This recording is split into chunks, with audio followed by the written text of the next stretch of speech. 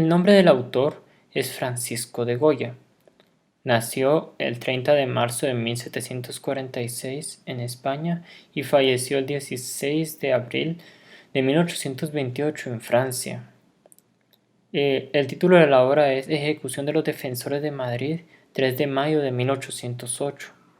La fecha en que logró hacer esta pintura fue en 1814.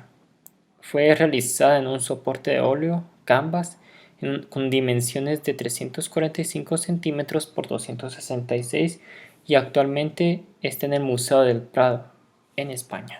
En el contexto social, cultural y artístico en el cual se desarrolló Francisco de Goya, podemos darnos cuenta que fue un pintor y grabador español. Su obra abarca la pintura de caballete, mural y grabado y el dibujo. Se desarrolló en un estilo de romanticismo. El arte goyesco entonces supone el comienzo de la pintura contemporánea y es precursor de las vanguardias pictóricas del siglo XX. Por todo se le considera uno de los grandes artistas de España y uno de los grandes maestros de la historia del arte.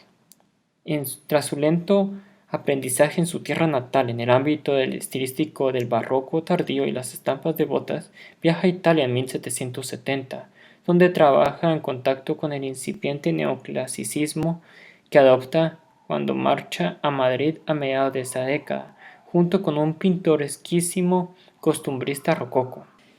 En el nivel de significación de la obra podemos darnos cuenta que los motivos artísticos reflejan el convulso periódico histórico en el que vive, particularmente la Guerra de Independencia de España, de la cual, en una serie de estampas de los desastres de la guerra, es casi un reportaje moderno de las atrocidades cometidas y componen una visión exenta del heroísmo donde las víctimas son siempre los individuos de cualquier clase y condición. Los temas. La pintura es oscura, muestra imágenes fuertes y trae el arquetipo del horror en la pintura española, que Goya aprovechó en esa época para sus aguafuertes titulados Los desastres de la guerra.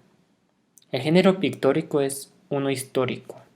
Estamos ante una pintura violenta. El protagonismo cae en manos del colectivo anónimo que llega al más bajo estrato de violencia. Retrata la lucha del pueblo español contra el dominio francés y en cuya pintura son personajes anónimos. Algo interesante que reivindica a los fusilados como una especie de héroes en busca de su libertad. Más allá de la montaña contra la cual están situados los que van a morir, la fila de los últimos condenados avanza desde los edificios del fondo, el cuartel del Prado Nuevo, donde habían estado confinados hasta la hora de la ejecución, y el convento de Doña María de Aragón, cerca de lo que había sido el Palacio de Godoy, el cuartel del Prado Nuevo, además, y el cercano cuartel del Conde Duque. Estamos ante una pintura que marca el inicio de la Revolución Española. Los pesos visuales. Hay dos ejes principales y fuertes de la obra: el grupo que está a punto de ser fusilado y el pelotón de fusilamiento que está a punto de asesinar a los españoles. Estos dos grupos generan el peso visual de la obra y que se sitúan uno enfrente del otro, creando un escenario armónico e interesante, pero que al mismo tiempo es combativo y que compite el uno con el otro. El preciso momento en que la vida se acaba nos sitúa en una escena dura y cruda. Los centros. El centro de la obra claramente son las personas que van a ser fusiladas, específicamente el español que tiene las manos levantadas. Los ejes. La obra es un lienzo horizontal, dividido en dos líneas horizontales. Una línea es en la que están paradas las personas y la otra es la que divide el fondo con el campo de fusilamiento, creando así un contraste. Existe un buen equilibrio entre los personajes, los fusilados y el pelotón de fusilamiento, siendo armoniosa su distribución, y también estos personajes están muy equilibrados con el paisaje donde se encuentran.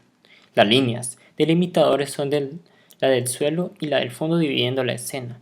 La colina crea una diagonal de izquierda a derecha para entender que es un campo de fusilamiento, y la línea imaginaria entre los rifles y los que serán fusilados crea una tensión sobre la obra. Las tensiones dinámicas. La tensión en esta obra es claramente que es el preciso momento en que van a morir las personas, que no hay vuelta atrás, que en cualquier momento los rifles dispararán sus balas y se morirán los que han de ser fusilados. Entonces con esto damos por concluido nuestro análisis de esta obra. Muchas gracias por su atención.